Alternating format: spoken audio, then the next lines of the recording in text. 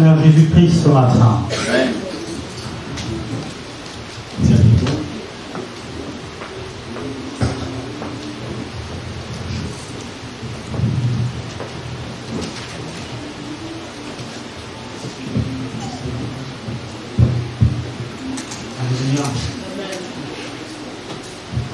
Nous allons prier.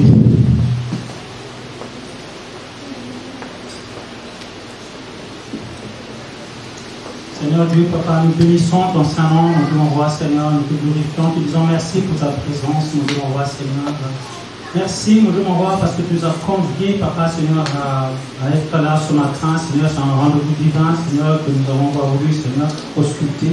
Nous avons répondu présent, Seigneur, nous te l'envoie, Seigneur. Je bénis ton Saint-Nom, Papa, Seigneur, parce que tu vas saisir ma bouche, mon Dieu m'envoie, Seigneur. Et que ma bouche soit ta bouche, mon Dieu m'envoie, Seigneur. Je ne compte que sur toi, Saint-Esprit. Veuille, mon Dieu m'envoie, Seigneur, que je puisse traduire fidèlement ce que tu as mis dans mon cœur, Seigneur, que je partage avec mes frères et sœurs, mon Dieu m'envoie, et que ton nom soit béni, Seigneur, que toute la gloire revienne à toi l'honneur, Seigneur, à toi la gloire. Nous avons prié dans le nom de Seigneur Jésus-Christ. Amen. Amen. Alléluia. Et c'est bien parce que hier, nous avons passé des moments précieux avec le Seigneur Jésus-Christ. Nous étions dans la joie, et je crois que ce matin, nous sommes encore dans la joie, n'est-ce pas? Amen. Et quelqu'un même peut se lever et dire que je suis heureux que je sois là ce matin. Alléluia, alléluia, que le Seigneur soit béni. Amen. Alors ce matin, j'ai envie de partager quelque chose avec vous. Et quelque chose qui peut nous arriver dans une vie chrétienne. Vous savez, la vie chrétienne est faite des épreuves de foi. Alléluia. Et ce matin, j'ai envie de partager quelque chose. Mais vous allez comprendre pourquoi. Cette chose, en fin de compte, c'est que vous partagez une vie, vous êtes là et vous priez le matin, vous jouissez à vos occupations, vous faites vos activités et à un certain moment, il y a comme une baisse de régime. Comme si vous connaissez une sécheresse. Et comme si vous êtes sur un vélo et que vous pédalez, et à un certain moment, vous perdez pédale. Et si vous êtes sur une voiture, si vous êtes dans une voiture, et que vous roulez dans l'autoroute sur une nationale, et que vous vous trouvez là, et que vous êtes à 90 km à l'heure, et tout d'un seul coup, vous descendez à 80, 70, 65, 50, 40, 30, et finalement, la voiture s'arrête. Et la voiture s'arrête, et vous êtes en panne. Et vous vous dites, qu'est-ce qui se passe? Est-ce que le Seigneur n'est plus avec moi? Qu'est-ce qui se passe? Est-ce que j'ai perdu la relation, ma communion avec le Seigneur? Qu'est-ce qui se passe? Et en fait, des fois, il nous arrive comme un obstacle dans nos vies, mais un obstacle peut être dû à un manque de pardon. Un obstacle peut être dû à que le pardon n'est pas ce qu'il était. En fait, c'est comme un pardon qui n'est pas sincère, comme une palissade. Mais il y a des choses qui sont enfouies, et ces choses-là ressurgissent à un moment donné, et nous perdons pédale. Alors ce matin, je veux parler du pardon. Alléluia. Et donc pour cela, je suis allé donc justement dans le dictionnaire et j'ai essayé de comprendre ce qu'est c'est le pardon. Alors je vais vous relater un peu mes recherches. Dans un premier temps, je suis allé justement chercher dans le dictionnaire ce qu'est le pardon, ce qui dit littéralement le pardon. Qu'est-ce que c'est le pardon? Alors j'ai trouvé dans un premier sens que le pardon, il est écrit que le pardon est le fait de solliciter l'indulgence de quelqu'un suite à une faute commise. J'avoue que cette définition, ça ne m'a pas satisfait. Alors je suis passé au deuxième. Il y a un deuxième sens, accorder son pardon, c'est procéder à l'absolution de la faute commise. J'avoue que celle-ci non plus, ça ne me parle pas tellement. Alors je suis allé à la parole de Dieu. J'ai ouvert la parole de Dieu, j'ai vu alors je vais vous citer quelques versets bibliques qui m'ont conduit à justement. Alors je suis allé dans Colossiens 1, du verset 13 à 14. Il est écrit qui nous a délivrés de la puissance des ténèbres et nous a transportés dans le royaume du Fils de son amour. Ça, c'est le premier verset.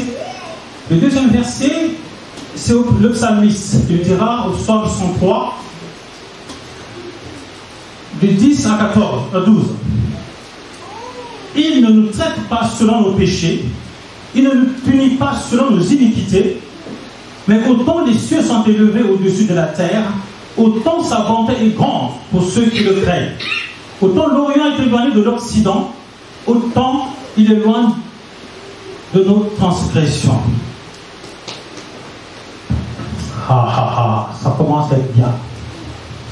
Alors, je suis allé au fond de ma Bible, parce que c'est une Bible d'études, et j'ai trouvé une petite définition qui dit « Le pardon, acte par lequel Dieu remet et oublie les péchés de l'homme en réponse à sa foi en l'œuvre expiatoire de Christ. » Ah, ça me convient. Ah, ça me convient. Ça me convient, ça me parle. Et ça me parle, mais ça me parle bien. Et donc, quand j'ai vu ça, je suis allé tout de suite à Matthieu 6, 12. J'ai pris l'exemple de l'institution de la prière de Jésus-Christ. Vous savez, un jour, les apôtres ont demandé, mais Seigneur, apprends-nous à prier. Que devons-nous dire dans nos prières? Alors, il nous a donné la manière à laquelle nous devons prier. Il n'a pas dit que vous devez réciter la prière, mais il a dit, voilà comment vous devez prier. Et j'ai sorti le verset 6, le verset 12, qui dit ceci: pardonne-nous nos offenses, comme nous aussi nous pardonnons à ceux qui nous ont offensés. Ah, c'est quelque chose de terrible. Nous devons pardonner, Père, pardonne nos offenses, comme nous aussi nous pardonnons à tous ceux qui nous ont offensés. Oui, nos offenses peuvent nous rendre des fois prisonniers. Nos offenses peuvent nous rendre des fois construire un blocage dans nos vies, dans l'épanouissement de notre vie chrétienne. Alors nous pouvons dire: Père, libère-moi pour qu'enfin je puisse retrouver la paix en Christ, comme moi aussi je libère tous ceux qui m'ont offensé, afin que eux aussi parviennent enfin à la paix. Ça me parle bien. Et oui, nous devons pardonner comme Dieu le Père nous pardonne, pour que nous puissions libérer la paix aux autres aussi que nous avons offensés. Vous savez, comme dans un match, un combat de boxe, il y en a qui donnent un coup et l'autre qui répand un coup. Et nous avons notre part à faire. Nous devons pardonner tous ceux qui nous ont offensés. Dieu le Père nous pardonne. Et pour que lui, à qui on a posé quelque chose de pas bien, lui aussi puisse être libéré. C'est quelque chose de terrible, n'est-ce pas? C'est pas facile, me diriez-vous. C'est vrai que c'est pas facile. Des fois, de nous-mêmes, nous n'arriverons pas. Parce que c'est pas tout de dire je pardonne, je pardonne, je pardonne. Mais au fond de toi, tu sais qu'il y a quelque chose qui pince, qui ne passe pas. Il y a quelque chose qui ne passe pas. Et tu peux dire à mon frère, à ma soeur: mon frère, tu ne sais pas sur quoi j'ai marché, tu ne sais pas ce que j'ai pu endurer, tu ne sais pas ce qu'il m'a fait, surtout en parlant des couples. Tu peux dire à ton mari: oh, tu ne sais pas ce mari ce qu'il m'a fait. Il m'a fait subir, il m'a trahi, il a trahi ma confiance. Et je ne peux pas le pardonner. Ce qu'il a fait, il est allé trop loin. En fait, trop, c'est trop. Trop, c'est trop. Et la femme qui répond, qui dit également: mon mari, vous le voyez comme ça. Vous croyez que c'est un homme saint. Vous le voyez comme ça, vous y vient à l'église. Il est parfait, bien élégant. Mais si vous savez ce que je vis à la maison, et si vous savez, il y a 10 ans ce qu'il m'a fait, oh, je vous demande d'être à ma place, vous savez. J'ai été accusé par ma mère. Nous sommes 4 dans la famille. Et ma mère faisait des différences. Il aimait mon frère, mais à moi, chaque fois que je demandais quelque chose, j'étais le mal aimé de la famille. Alors vous savez, c'est pas aujourd'hui que je veux pardonner.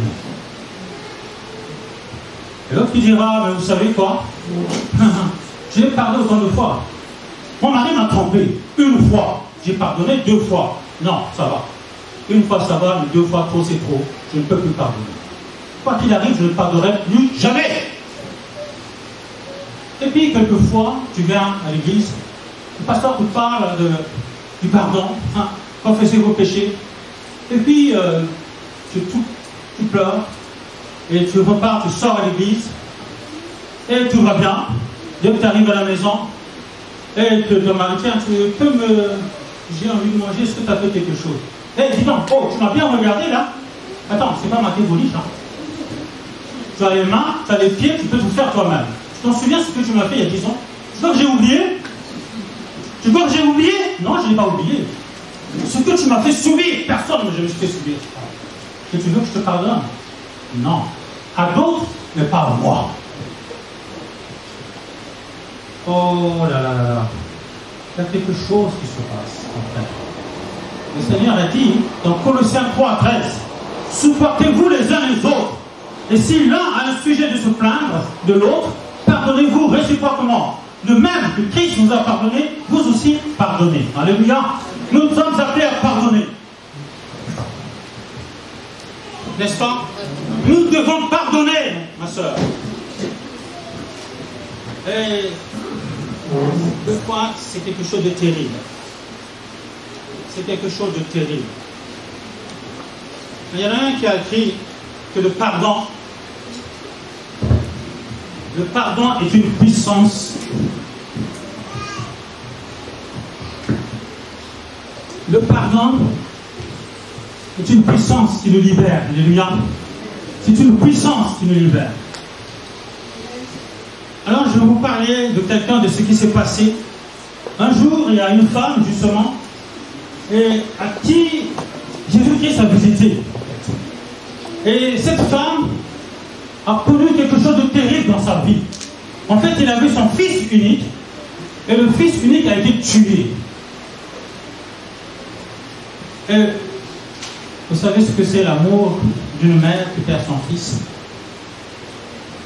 Alors il s'est dit, si seulement si je pouvais trouver le meurtrier, le criminel, celui qui a tué mon fils. Et la parole de Dieu, Dieu lui a parlé. Il a dit, ma fille, ne t'ai-je pas dit que tu dois pardonner quoi qu'il arrive? Et moi, je ne t'ai pas pardonné dans toute ta vie. Revois ta vie, revois le reportage de ta vie. Ne t'ai-je pas pardonné dans ta vie? N'as-tu rien fait de blessant? N'as-tu rien fait? Tu as bien regardé au fond de ton cœur, au fond de ta vie, et je n'ai rien fait, tu n'as rien fait. Et j'ai demandé pardon, tu t'en souviens ce jour-là? Et cette dame, ayant écouté la voix de Dieu, il est allé voir le criminel. Il a dit, je te pardonne, comme Dieu aussi m'a pardonné, et je te pardonne. Et Jésus t'aime. Frère, ma soeur, je ne sais pas si vous vous rendez compte, rien. Le Seigneur t'a donné un enfant, le fils unique que tu as vu. Et le fils vient de partir. Et le Seigneur te demande de pardonner. Je pense que de toi-même, humainement parlant, je ne peux pas. Ce qui te vient en esprit, c'est que dois-je faire pour me venger? J'ai eu un fils et maintenant je ne l'ai plus. Comment vais-je faire? Et moi aussi que je me trouve dans le criminel, celui-là qui m'a rendue malheureuse, et tu veux que je me taise et je veux que je pardonne? Non, je ne pardonnerai pas. Et Jésus lui a demandé, vas-y, pardonne. Et cette mère a pardonné. Et il l'a considéré comme son propre fils. Il lui a servi à manger. Et ce fils est devenu comme sa mère. La mère qu'il n'a jamais eue. Il a eu enfin une mère. Oh, et toi et moi, je pense que si vous étiez à la place de la maman, tout ce qui peut vous arriver, qu'est-ce que je veux faire pour vous glisser un petit croissant pour qu'on puisse en finir? Eh oui. Il faut un ennemi te parle, te crie, te souffle à l'oreille. Mais tu t'es bien regardé, ça ne va pas. Hein? Celui qui est en face, c'est le criminel. Maintenant, tu l'as trouvé. Tue-le. Franchement, fais quelque chose. Et tu dis, le Seigneur m'a demandé de pardonner. Vous savez, le pardon, c'est quelque chose qui nous coûte de foi. C'est quelque chose qui nous coûte de foi. Et ce n'est pas rien. Ce n'est pas rien.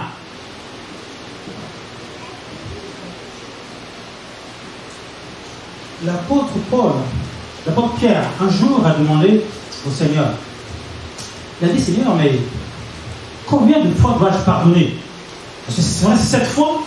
Combien de fois dois-je pardonner? Si mon frère pêche contre moi, combien de fois dois-je pardonner? Le Seigneur a répondu 7 fois 7. Ça dit autant de fois possible. Si il y a des mathématiciens là, si vous faites, ça va être 490 fois. Ça dit autant de fois que possible. Et le Seigneur est allé plus loin. Nous allons lire justement dans la parole de Dieu. Nous allons lire dans Matthieu 18, et nous allons lire de versets 21 à 35, où le Seigneur a instruit par une parabole. Il a donné l'exemple d'un serviteur impitoyable pour comprendre le degré de comment nous sommes, de comment nous pouvons pardonner. Il a donné cette illustration. Apprenons à pardonner pour que nous aussi apprenons à pardonner. Alors nous allons lire dans Matthieu 18, du verset 21 au verset 35. Je lis la parole de Dieu au verset 21. Alors Pierre s'approcha de lui et dit, Seigneur, combien de fois pardonnerai-je à mon frère lorsqu'il péchera contre moi? Sera-ce juste à 7 fois?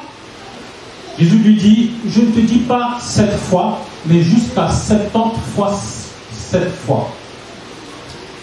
C'est pourquoi le royaume des cieux est semblable à un roi qui voulut faire rendre compte à ses serviteurs. Et comme il se mit à compter, on lui amena un qui devait 10 000 talents. Comme il n'avait pas de quoi payer, son maître ordonna qu'il fût vendu, lui, sa femme, ses enfants, et tout ce qu'il avait, et que la dette fût acquittée. Au verset 6, il est écrit, le serviteur se jeta à terre, se prosterna devant lui, et dit, Seigneur, aie patience envers moi, et je te payerai tout. Ému de compassion, le maître de ce serviteur le laissa aller et lui remit la dette. Au verset 28, après qu'il fut sorti, ce serviteur rencontra un de ses compagnons qui lui devait 100 deniers.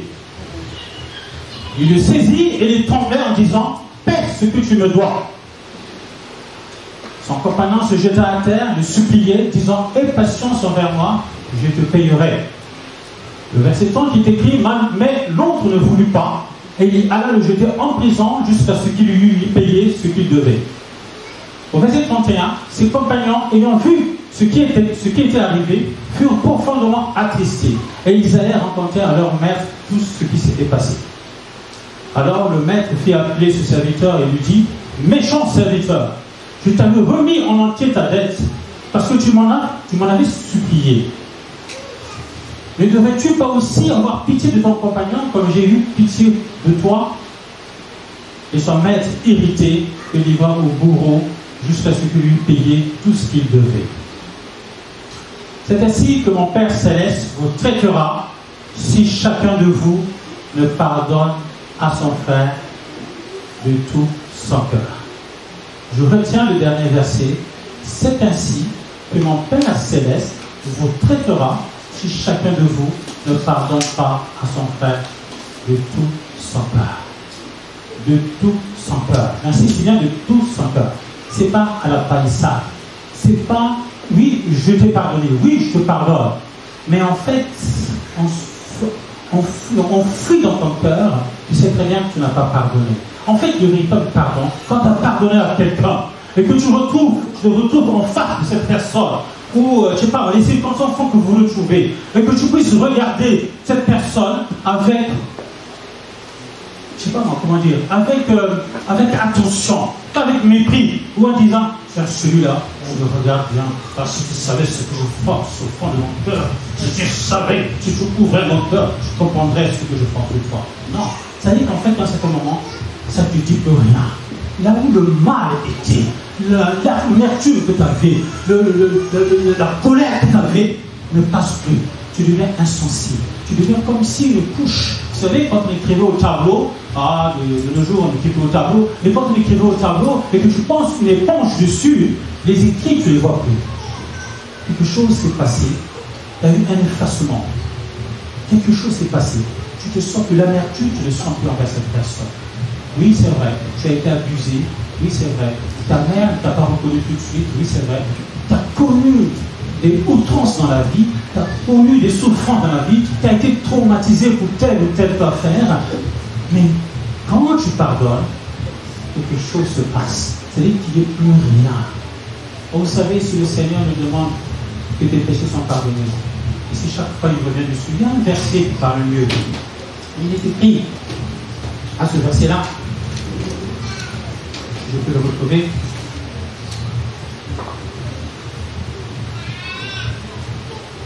Ésaïe 43 au verset 25, il est écrit: c'est moi qui efface tes transgressions pour l'amour de moi, et je ne me souviendrai plus de tes péchés. Et je ne m'en souviendrai plus de tes péchés.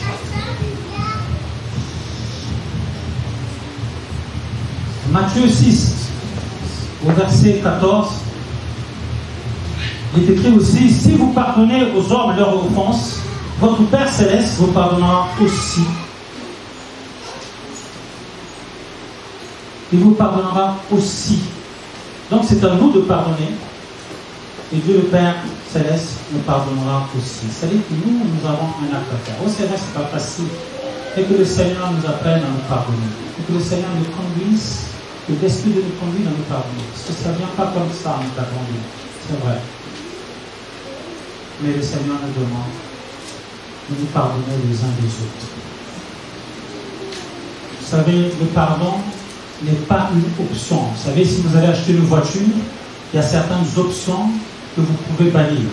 Vous ne pouvez pas bannir notamment les freins parce que c'est important.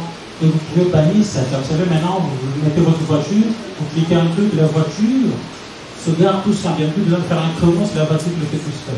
Ça coûte de l'argent, c'est vrai. Vous savez, vous achetez toute option. Le pardon n'est pas une option. C'est une vertu chrétienne. Nous devons pardonner, quoi qu'il arrive. C'est pas facile. C'est vrai. Je l'accorde. C'est pas facile. Mais nous devons nous pardonner les uns des autres. Et le plus grand exemple, en fait, qu'on puisse trouver dans la parole de Dieu, c'est l'exemple de notre Seigneur Jésus-Christ à la croix. C'est l'exemple de notre Seigneur Jésus-Christ à la croix. Lui, qui n'avait commis aucun péché, lui, à qui Pilate a dit: je ne peux rien retenir de lui. Qu'est-ce qu'il a fait exactement de mal? Hérode, il est trouvé à la même conclusion. Qu'est-ce qu'il a fait de mal pour le condamner? Je n'ai rien trouvé en lui. Il y a une simple raison qui peut me faire comprendre qu'on va le mettre à la croix. Mais les hommes méchants, ont comploté. Ils ont porté un faux témoignage pour que le Seigneur soit été crucifié. Le peuple qui était là, on a donné la possibilité de choisir entre Barabbas et Jésus-Christ. Jésus-Christ qui partait de lieu en lieu, de ville en ville, faisant du bien. Il a dit: de qui de ces deux voulez-vous donc je gracie? Qui? Le peuple a dit: Barabbas, Barabbas. Tout le peuple hurlait: Barabbas, Barabbas, Barabbas. Ce même peuple, ils ont oublié en un instant que ce Jésus-Christ, il partait de lieu en lieu, de ville en ville, faisant du bien. Il a guéri les malades, il a fait lever les gens. Il a donné toute sa substance. Il a guéri les malades, les maladies qu'on ne peut pas guérir. Les gens ont vu. Ils n'ont pas entendu. Mais les gens ont bien vu de leurs yeux. Et pourtant, ils ont choisi Barabbas. Et pourtant, ils ont choisi Barabbas. Et pendant qu'il était traduit devant la cour de Pilate, devant qui a été traduit dans ce cours, c'est comme si on vous traduit en justice et vous êtes là devant la barre et on vous pose des questions. Et on vous inflige, vous savez, vous n'avez pas été dans une juridiction, dans un tribunal. Vous savez, il y a le procureur général et qui est en train de vous, mais vraiment de vous saucissonner, de vous donner, vous savez, celui que vous voyez là. Il se dit roi des Juifs. Il se dit, machin, il veut révolter le peuple. Vous le voyez tel qu'il est là. Il est là comme ça, gringabolé, mais c'est lui. Vous savez que le procureur général, il te coupe des choses. En fait, si tu n'as pas un cœur, de toi à moi, tu dis, oh, de qui tu parles? C'est pas de moi que tu parles? Ah non, vous me faites porter une veste qui ne me convient pas. C'est pas de moi que tu parles. Mais le Seigneur les observait. Il n'avait rien dit. Pendant qu'il était humilié, pendant qu'il était saucissonné, considéré moins que rien, il les observait. Il ne s'est pas débattu. À notre place, nous allons dire, oh, je te jure devant ma mère, je te jure devant ceci, c'est pas moi, je n'ai jamais fait ça, c'est pas moi, je n'ai jamais dit, c'est pas moi. Et le Seigneur, pendant les injures, pendant tout ce qui se passait, il les observait.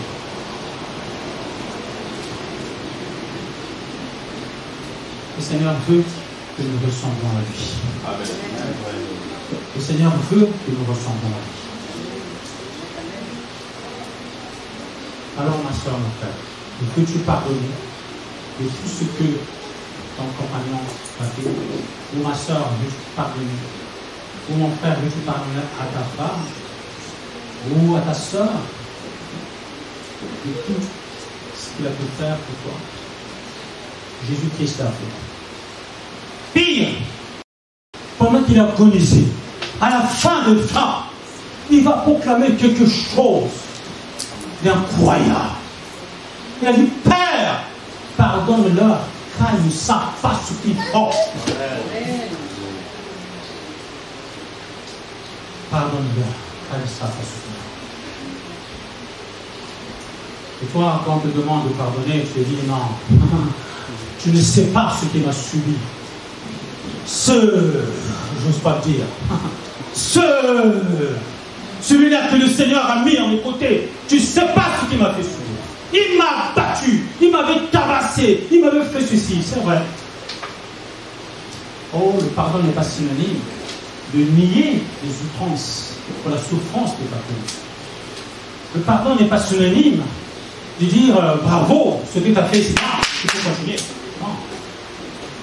Le pardon, c'est pas ne pas reconnaître ce qu'a fait l'autre. Le pardon, c'est le plaisir de dire ce qui s'est passé, Seigneur, je n'en tiens plus compte. Je n'en tiens plus compte de ce qui s'est passé. Parce que le Seigneur, quand il te pardonne, il te pardonne en entier, pas à moitié. Il te pardonne complètement. Quand il disait à la femme que les péchés sont pardonnés, c'est vrai, les péchés sont pardonnés. Mais nous, deux fois, nous pardonnons à moitié. Nous pardonnons à moitié, du bout de lèvres, vous savez, pas dans nos cœurs, parce que le cœur, mais nous pardonnons du bout de lèvres. Mon frère, tu sais, ce qui s'est passé hier, je m'en veux, franchement, j'étais très trauma. Je te demande pardon. Le frère a entendu ça, je dis, oh, merci mon frère. C'est bien, le Seigneur est bon, moi aussi je te pardonne. Alors nous nous embrassons, nous entremêlons, c'est bien. Mais 2 ou 3 jours après, tu dis, tu sais, les gens parlent, n'est-ce pas? Tu sais, au fait, mon frère Maurice, mais tu as eu des problèmes avec le frère Manu? Comment tu dis ça? Oh. Mais hier j'étais avec lui, tu sais ce qu'il m'a raconté? Oh. Il m'a dit, mais voilà encore celui-là, le nulard là avant. Il est venu me demander pardon hier. Mais qu'est-ce qu'il croit? Il m'a bien regardé. Mais, pardon? C'est mon frère Manu qui t'a dit ça? Oh. Hier on était là, on s'est demandé pardon. On s'est embrassé. En fait, c'était un faux semblant de pardon. Eh oui, de nos jours, il y a beaucoup de faux semblants de pardon. Et le Seigneur, quand il nous pardonne complètement. Amen. Et nous devons nous ressembler. Que nos pardons puissent être un pardon sincère qui vient du fond de notre cœur. Et quand nous disons, Père, je te pardonne, c'est moi je te pardonne. Mon mari, je te pardonne, c'est vraiment je te pardonne.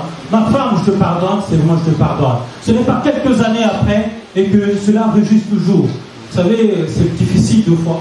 Quand vous arrivez à aller chez les gens, et vous êtes à table, vous mangez, vous êtes là, tout va bien, et tout d'un seul coup, tout déraille.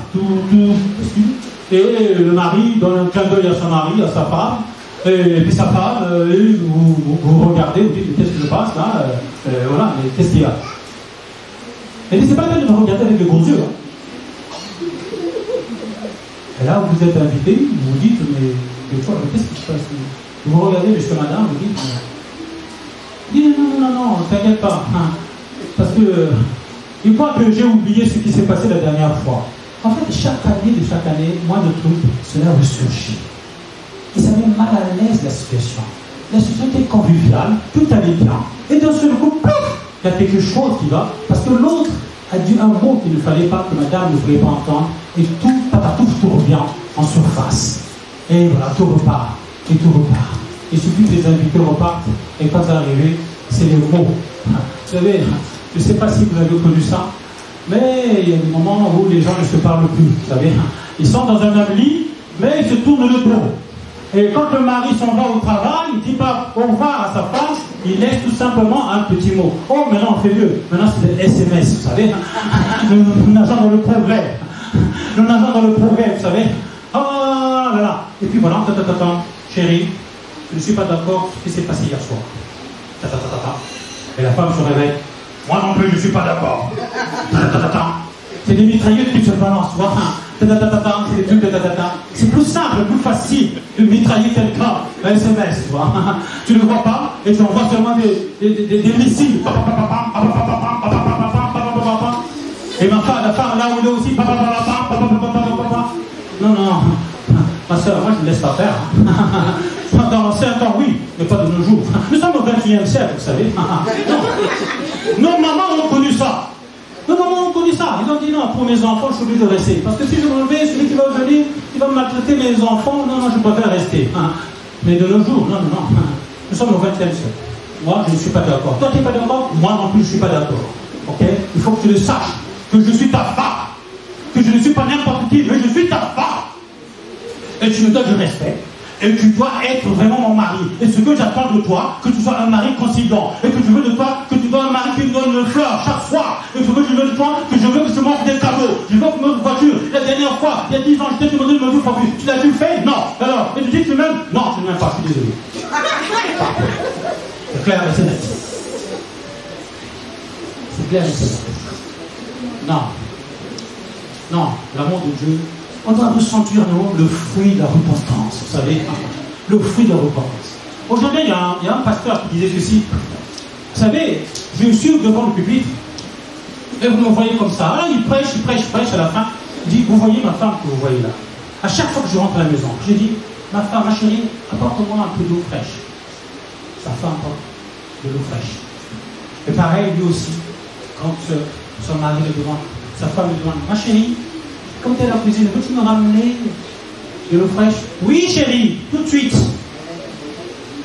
Le mari aussi ramène quelque chose de bien à sa femme. Tu vois, voyez-vous, c'est une équation d'égalité. C'est une équation qui est résolue. Avant, à l'époque, on avait des équations, on faisait des résolutions d'équations. Et justement, d'équilibrer l'équation, il faut que l'équation soit équilibrée. Nous devons nous aimer les uns les autres. Nous devons également nous supporter les uns les autres. Alléluia. Pardonne à l'autre. Dieu te pardonne, toi aussi pardonne. Parce que le Père Céleste nous pardonne. Alléluia. Le temps tourne, et c'est la parole de Dieu. Et je vais vite fait. Nous allons lire Michée 7, 18 à 19. On va pas plus de temps.